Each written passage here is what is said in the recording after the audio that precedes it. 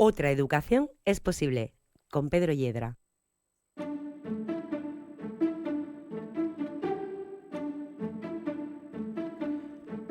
Bienvenido de nuevo a un nuevo episodio de Otra Educación es Posible, un programa de la Radio Municipal del Puerto de Santa María en colaboración con la Delegación Diocesana de Enseñanza de la Diócesis de Asidonia Jerez. Victoria Colbert es una conocida socióloga colombiana, impulsora y creadora de la Escuela Nueva que surge en Colombia y que hoy está presente en muchos lugares del mundo. El movimiento Escuela Nueva nace para atender la escolarización del mundo rural colombiano. La escuela y su desarrollo en el medio rural combate algo que nos preocupa a todos, las desigualdades sociales. Bueno, pues vamos, porque lo hemos encontrado y nos ha parecido interesante, empezar este episodio de hoy con la voz de una estudiante de la Universidad de Santo Tomás que nos explica, ella se llama María Fernanda Galván, y nos explica qué es la Escuela Nueva. Escuchemos. Hola a todos, mi nombre es María Fernanda Galván Varela, pertenezco a la Universidad de Santo Tomás y hoy hablaremos sobre la Escuela Nueva en Colombia. Pero todos harán esa pregunta, ¿qué es eso de Escuela Nueva? Así que les daré una breve explicación acerca de este gran aporte. La Escuela Nueva es una gran innovación. Esta surge por las necesidades de unos educadores de cambiar la educación en consecuencia de los problemas sociales.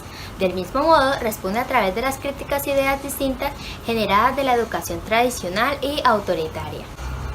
Entonces, ¿cómo era la educación antes del nacimiento de la Escuela Nueva? La educación era considerada como tradicional, concibiendo al estudiante como un ser pasivo del conocimiento y un objeto de la acción del maestro. Es decir, su metodología se caracterizaba por una exposición continua por parte del instructor, mientras que la actividad del estudiante se limitaba a tomar apuntes y a hacer preguntas ocasionales y no solicitadas. La Escuela Nueva, en cambio, se enfatiza por la libertad y la autonomía de los niños, la dignidad y el valor de su niñez. Utilizan estrategias que permiten apoyar el aprendizaje individual a través de un ambiente de organización, amable, agradable y no de competencia, promoviendo la seguridad del estudiante y además fomentando los valores. Existen muchos métodos activos en la Escuela Nueva, pero esperen ahí, no nos desviemos del tema, esto lo dejaremos para el final. Ahora sí, Escuela Nueva en Colombia, ¿cómo surgió? ¿Cuáles fueron sus principales fundadores o representantes? No se preocupen, yo sé que ustedes quieren saber su trascendencia, entonces no perdamos más el tiempo y comencemos. Comencemos, pero no con María Fernanda. Este vídeo puede servirnos de presentación, pero hoy tenemos con nosotros nada más y nada menos que a la socióloga colombiana considerada la impulsora y creadora de la Escuela Nueva, tal y como la conocemos hoy. No solo en Colombia, donde nace, sino en otros muchos países del mundo. Victoria Colbert, Vicky Colbert, como la llaman, es la fundadora y actual directora ejecutiva de la Fundación Escuela Nueva Volvamos a la Gente. Distinguida con el Premio Mundial GIDAM para el Desarrollo Educativo en su primera edición y el Premio Mundial WISE de Innovación Educativa de la Fundación Qatar. Colbert es socióloga de la Universidad Javeriana con estudios de posgrado de la Universidad de Stanford en California, Estados Unidos. En 2015 fue honrada con un doctorado honoris causa en filosofía de la Universidad Americana de Nigeria. Ha sido directora de Universidad Abierta y a Distancia de la Universidad Javeriana de Colombia, viceministra de Educación Nacional, asesora regional en educación de UNICEF para América Latina y el Caribe, y ha recibido numerosas distinciones en los campos de educación, emprendimiento social y liderazgo. Os puedo asegurar, y estoy seguro de ello, que estamos ante un verdadero referente pedagógico, no solo entre nuestros hermanos del otro lado del charco, sino también en nuestro país y en muchas partes del mundo. Querida Vicky, es un honor tenerla hoy en este espacio. Bienvenida. Gracias, Padre Pedro, muchísimas gracias, es un honor estar con ustedes. Les mando un saludo muy especial desde Bogotá, en Colombia, y pues quiero contarles la historia de más de 40 años, reducirla en media hora no es fácil. Vamos a intentarlo, y si no, pues volvemos a repetir, que merecerá la pena. pero con el mayor gusto, padre Pedro. Bueno, quiero comenzar diciendo que comparo, esto es una comparación que no es mía, se la escuché a alguien. Decía, si yo traigo un médico de hace 100 años y ese médico lo pongo hoy en idea en una clínica, en un hospital, ese médico está loco, perdido, porque todo ha cambiado en el sector salud. Pero si yo traigo un maestro de hace 100 años y lo incorporo en una clase hoy en día, inclusive en una institución educativa de estrato socioeconómico alto, ese maestro no está tan perdido porque todo ha cambiado, menos la manera de aprender.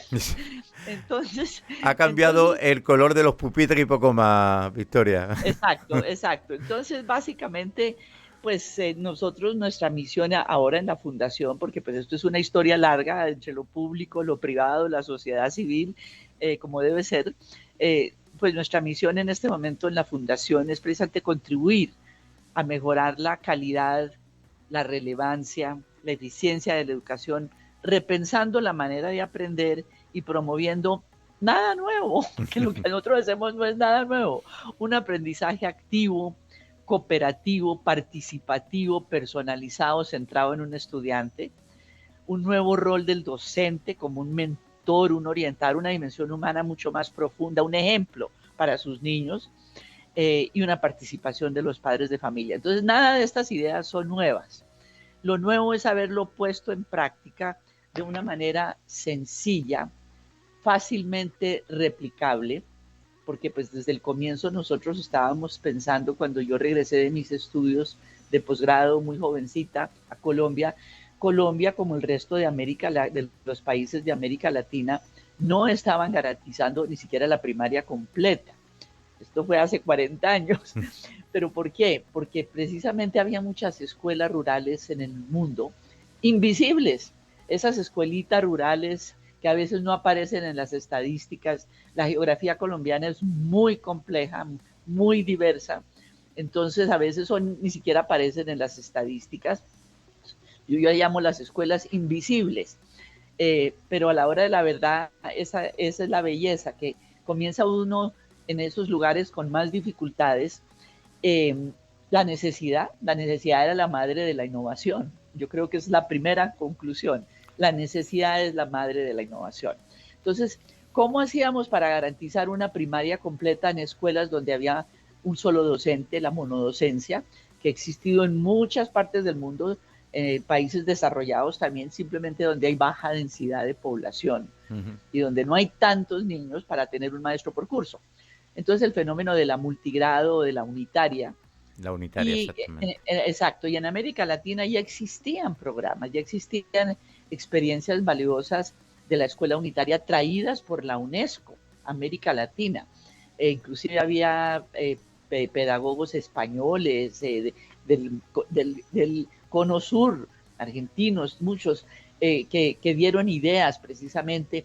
Y entonces en esa época comenzó todo el mundo a elaborar material un poco hecho personalizado, tratar de entrar. Yo me acuerdo mucho que también inclusive yo, como parte de mis estudios en Stanford, yo tuve que ir a conocer la reforma educativa española y estuve muy metida en España, siendo joven, precisamente conociendo toda la reforma que se estaba haciendo. Y fui invitada posteriormente muchas veces a España, ya le comentaré, padre, al Congreso de Escuelas Católicas. Por cierto, me invitaron en Madrid hace varios años.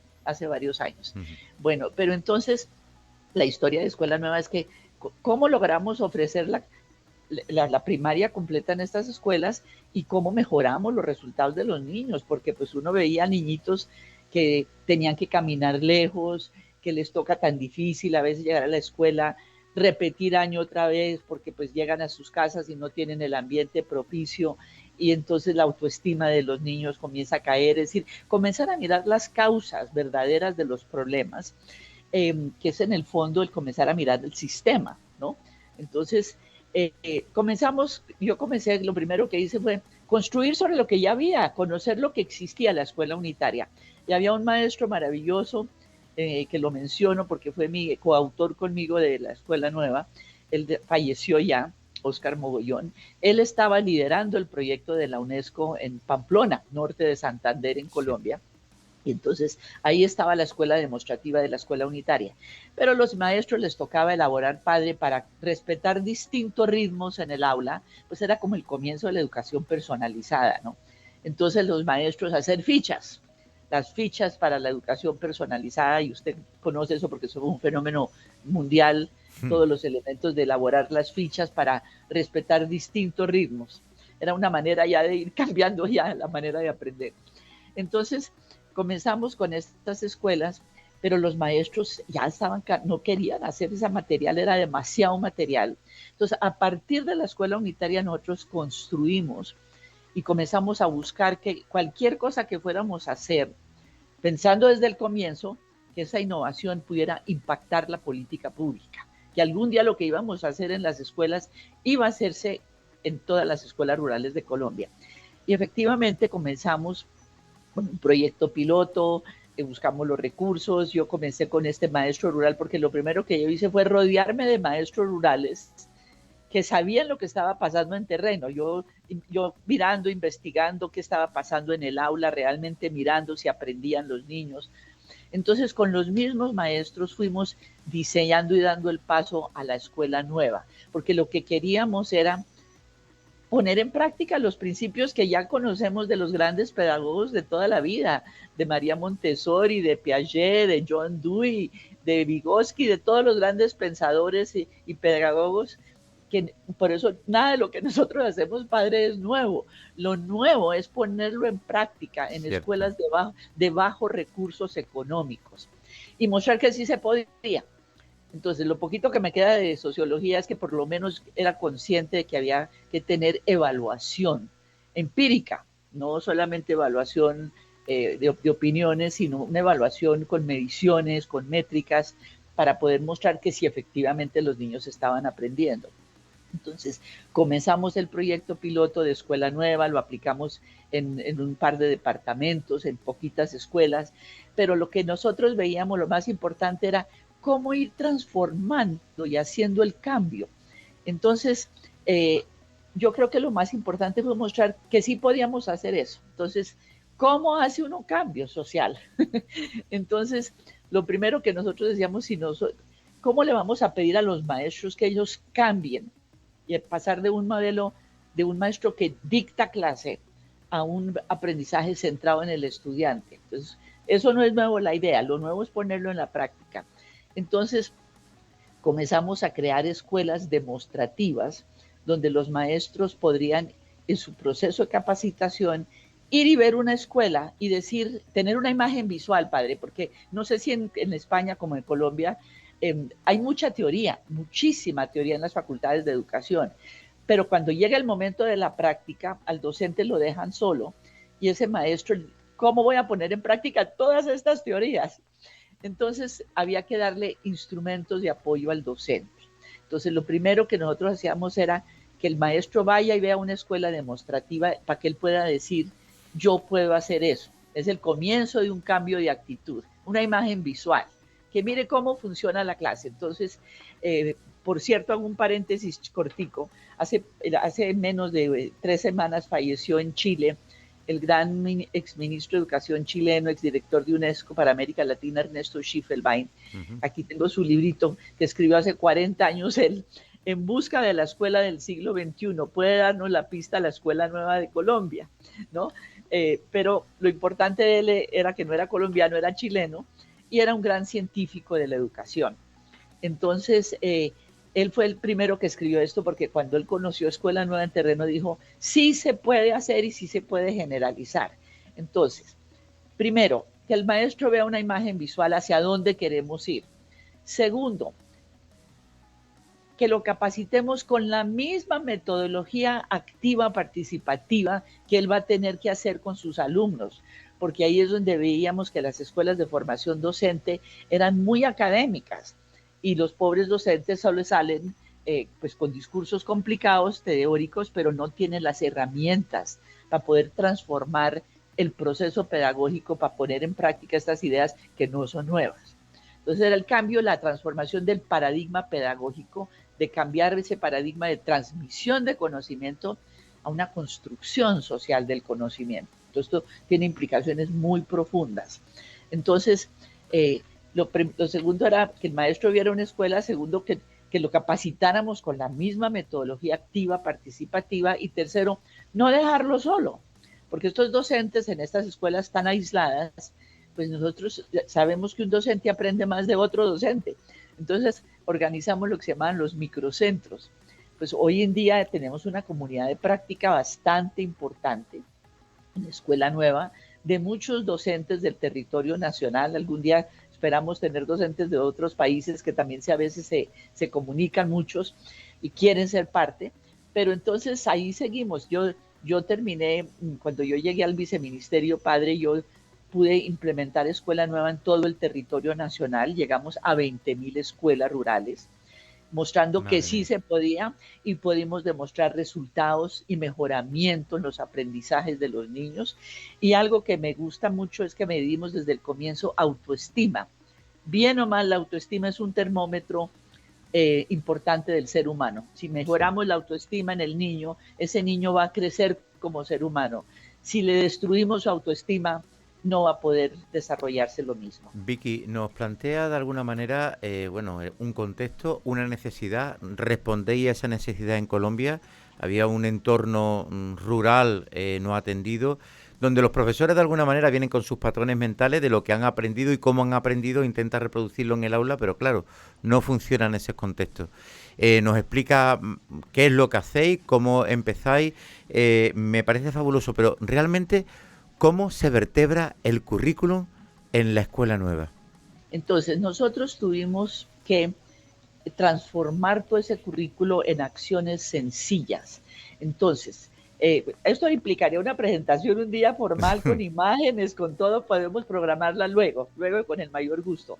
Pero entonces, básicamente los niños trabajan en pequeños grupitos, en pequeños grupos, y en una multigrado que fue donde ahí no se quedó, ahí no nos quedamos. Precisamente la Fundación Escuela Nueva lo que ha hecho es ponerlo en lo urbano, y ahora con población migrante, tenemos más de 2 millones de venezolanos, también lo hemos adaptado a ellos. Bueno, pero entonces el punto que es concreto aquí es que usted entra a un aula y encuentra niños trabajando cada uno en su grupito, siguiendo unos instrumentos que nosotros llamamos guías de aprendizaje. Las guías de aprendizaje fueron una evolución de las fichas individualizadas que tenían que hacer los maestros y que era muy complicado. Entonces estos en el fondo son el comienzo de unos textos dialogantes. ¿Por qué? Porque el aprendizaje cooperativo no es solamente el personalizado, hay distintos ritmos. Entonces aquí partimos del supuesto de que todo el mundo puede aprender si le da el tiempo suficiente. Entonces aquí comenzábamos a ver que unos van más despacito, otros van más rapidito.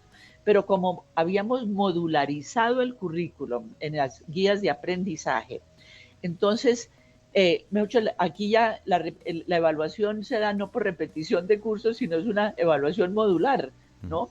Entonces introdujimos el concepto de flexibilidad, de una promoción más flexible, de acuerdo a los módulos. Entonces, es fundamental el poder plasmar el currículo nacional en nuestros módulos o guías de autoaprendizaje colaborativo, ¿no? Porque los estudiantes están dialogando, siguen instrucciones, trabajo individual, trabajo en pareja, trabajo en grupo.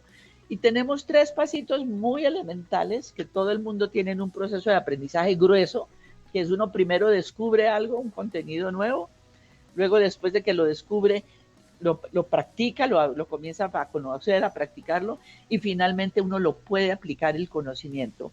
Y yo quería que América Latina pudiéramos llegar más a aplicación de conocimiento, porque tenemos nuestra herencia muy española, somos muy académicos, muy teóricos, pero la aplicación poco, y queríamos que todo lo que el niño aprendiera pudiera aplicarlo en su familia, y que el niño también fuera un agente de cambio social en su familia y con sus hermanitos menores, ¿no? Muy interesante.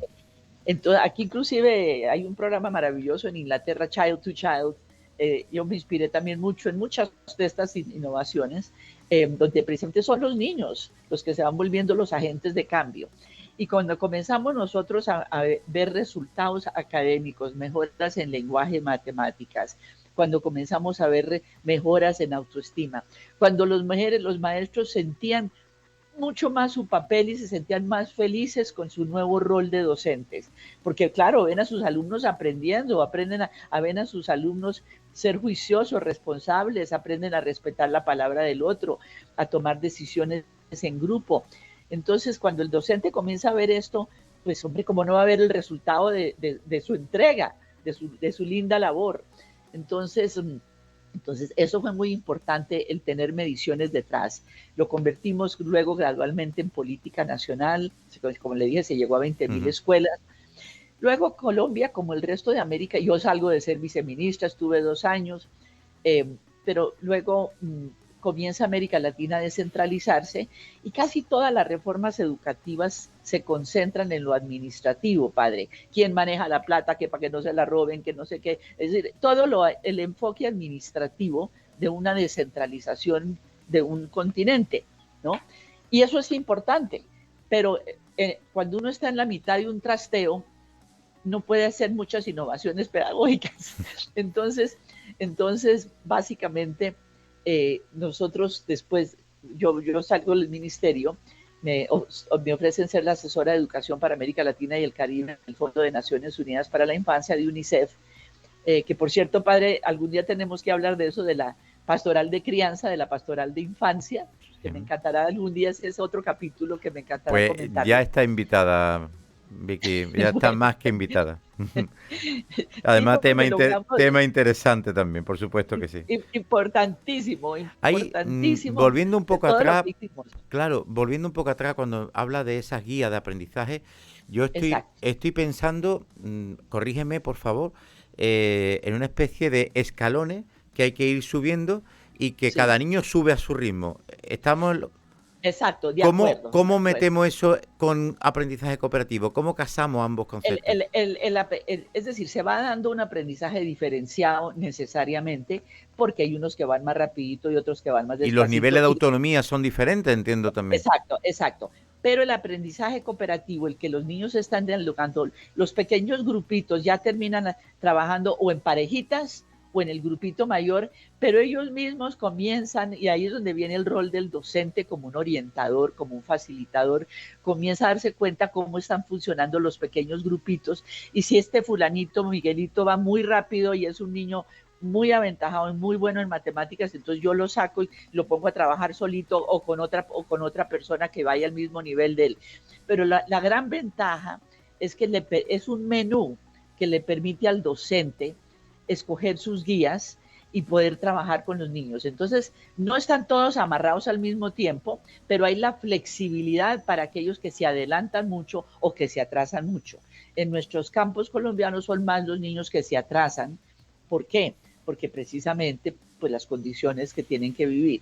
Entonces, pero ya comenzábamos a ver que por lo menos los niños sentían, no era eso de que tienen que repetir el curso y llega a la casa y los papás lo regañan y lo tratan mal porque a repetir el curso. Aquí se eliminó el concepto de repitencia y entonces se avanza de acuerdo a una manera flexible. Entonces, Escuela Nueva fue como la mamá de muchos modelos flexibles en Colombia que han funcionado mucho para la ruralidad colombiana. Entonces, fue un poquito como la historia de Cenicienta. No es nada nuevo en la filosofía de la educación, pero comenzamos con estas escuelas demostrando que sí podíamos tener resultados. Entonces, detrás de esto hubo, pues ya después cuando se vuelve política nacional, yo tuve que trabajar pues obviamente con planeación nacional, créditos que ya comienzan a venir de afuera para poder universalizar la primaria en Colombia y lo logramos. Pero cuando se implementó Escuela Nueva en todo el territorio bien, Colombia, el YESEL, el primer estudio latinoamericano de la UNESCO de medición de la calidad de la educación, pues solamente eran Colombia y Cuba los únicos países donde las escuelas rurales sacaron mejores puntajes de las urbanas, excepto de las megaciudades. Entonces ya comenzábamos a ver aquí elementos de equidad, que eso es muy importante. Entonces tenemos lo poquito que me queda de socióloga, yo soy en mi área de sociología de la educación, fue precisamente el poder tener mediciones de todo esto, ¿no? Entonces, aquí se reirán en Colombia porque dirán, esa señora vuelve a aparecer cada vez que hay cambios de ministros, ahí viene otra vez con el cuento, ¿no? Pero bueno, ya como tenemos nuevos desarrollos conceptuales, hemos hecho Escuela Nueva activa, hemos hecho Escuela Nueva urbana, hemos hecho escuela nueva para población migrante. Pues porque simplemente cambiar la manera de aprender en el aula, introducir flexibilidad, padre, no es nada nuevo. Entonces fue transformar algo complejo en cosas sencillas, que eso yo creo que fue lo más importante, por eso es la historia de Cenicienta, pero terminó siendo un ejemplo a nivel latinoamericano.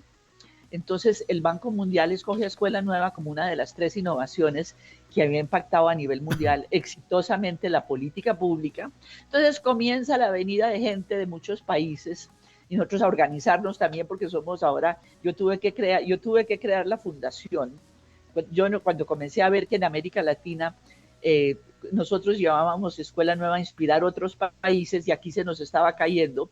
¿Por qué, padre? Porque cambian a los maestros de las zonas rurales más aisladas, pues están pidiendo siempre traslado a estar más cerca a la cabecera municipal. Entonces, permanentemente hay traslados. Entonces, lo más difícil para nosotros, padre, es como sembrar en un río, porque los maestros están cambiando permanentemente. Pero a pesar de eso, padre Pedro, lo interesante es que los ojos les siguen iluminados y todos quieren Escuela Nueva porque vieron los cambios en sus niños, porque creyeron en lo que estaban haciendo, porque vieron cambios en los maestros. Entonces ha sido muy interesante porque hay muchos docentes ya en el territorio colombiano, muchos fueron maestros de Escuela Nueva, ya no están, llegan los nuevos. Entonces de ahí comienza uno a surgir y a tener ideas de cómo aprovechar esta gran comunidad de práctica que tenemos. Con el COVID, pues nuestras ruralidades en América Latina, en ningún país de América Latina hay conectividad. Es difícil nuestra geografía, por eso la radio y la televisión tuvieron más fuerza, pero en los pequeños pueblos sí hay más conectividad. Entonces, con los niños trabajan con su material impreso, sus guías de aprendizaje, que por cierto, padre, me gustaría compartirle de pronto algunas guías de religión. Por favor, por favor.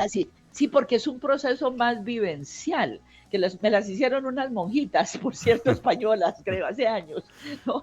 Trabajaron en eso, y entonces ahí vamos a poder compartir, padre. Pero entonces, lo más interesante fue ver que comenzamos a ver resultados, cambios en los docentes, cambios de actitudes, y cuando comienzan a venir tantos países, yo comencé a mandar maestros colombianos afuera. Fulanita, váyase para el Brasil. Y claro, había cooperación internacional detrás. Sutanito, váyase para Guatemala. Entonces así comenzamos a iniciar experiencias en otros países. ¿Cuál ha sido el pecado nuestro, padre? Porque Escuela Nueva ha inspirado muchos países en el mundo. ¿Dónde está presente Escuela Nueva y dónde hay centros inspirados por vosotros? En muchos países se ha llegado. El gran problema es que cuando uno trabaja solo con gobiernos, los gobiernos cambian y dejan caer después los proyectos, ¿no? Ese es un aprendizaje que ahorita tengo que darle otro paréntesis sobre eso.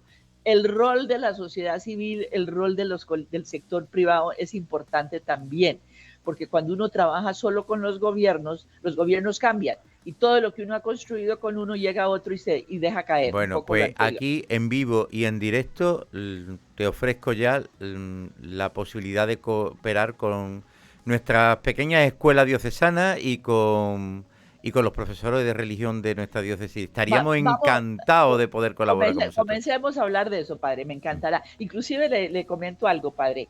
De aquí vino hay un grupo en Galicia, muy interesado, un grupo empresarial que estuvo muy interesado y íbamos a comenzar en Galicia un proyecto. Esto fue antes del COVID, ¿no? Pero por lo del COVID quedó todo paralizado. Yo me sigo comunicando con ellos porque siguen muy interesados. Pero bueno, a lo mejor comenzamos... Hablaremos. Vicky, bueno, pero entonces, tenemos 2 minutos. 2 minutos. No más, te vamos a tener que dedicar un programa, por lo menos uno más o más, no lo sé. Bueno, entonces países, muchos de América Latina aplicaron Escuela Nueva, que en Brasil, que en Guatemala, en distintos lugares. Pero quiero resaltar un país de África también han venido. Este año también hay varios que quieren venir y que estoy invitada. Pero un país que quiero resaltar y mencionar es Vietnam, que no es cualquier país, ¿no? No es cualquier país. Vietnam aplicó en todas sus escuelas rurales el modelo colombiano.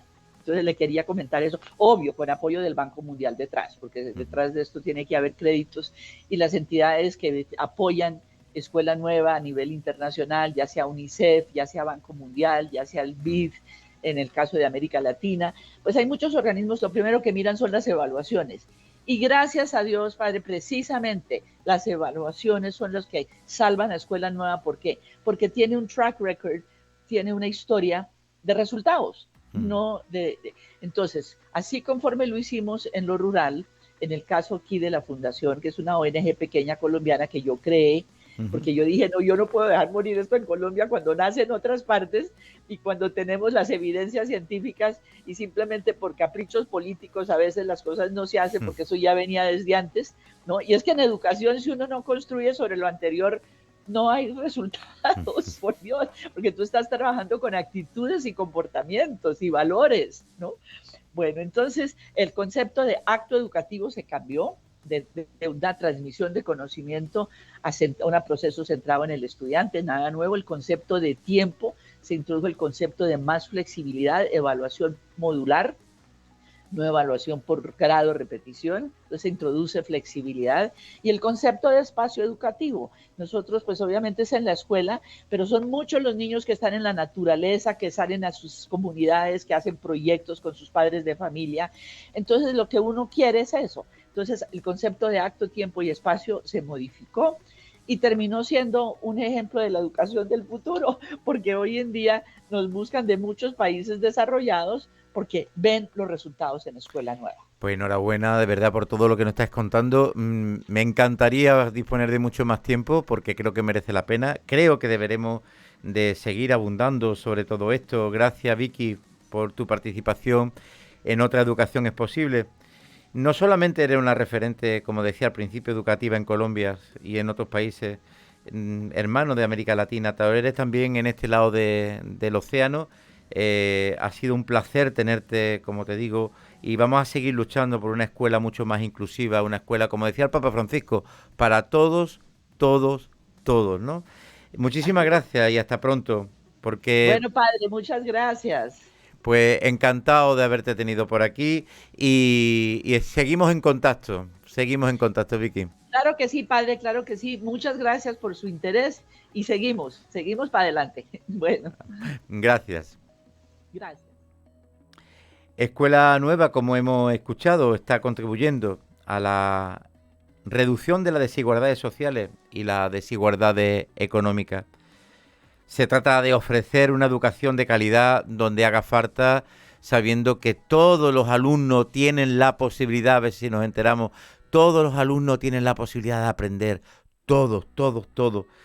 Sin esta educación de calidad para todos, no hay desarrollo económico. No hay paz, ni tampoco hay convivencia. Nos la jugamos en educación. La llave para el desarrollo de las personas es la educación de calidad para todos. Hablamos de igualdad de oportunidades, formar al ciudadano que necesita nuestra sociedad para el siglo XXI. Pero eso no se improvisa, exige de nosotros, los educadores, un esfuerzo para no quedarnos atrás. Desarrollar una educación de calidad para todos es la mejor inversión que podemos hacer. Victoria Colbert hoy nos ha ofrecido una experiencia pedagógica de primer orden, con resultados muy positivos a lo largo de toda la geografía mundial. Así que agradecemos muchísimo su experiencia, porque en su modelo el alumno está en el centro y lo hace posible. Gracias de nuevo, doctora, por dedicarnos parte de su escaso tiempo. Y a todos agradecemos una semana más vuestra compañía en Otra Educación es Posible. Sabéis que podéis escucharnos todos los martes de 7 a 7 y media en la radio de Puerto, de emisora municipal a través de la 107.8 FM. También de la página web radiopuerto.fm, de Spotify, buscando Otra Educación es Posible, o en la página web de la Delegación de Enseñanza de la Diócesis de Sidonia Jerez. También nos puedes encontrar en donboscoeduca.com. Gracias por escucharnos y hasta la próxima semana.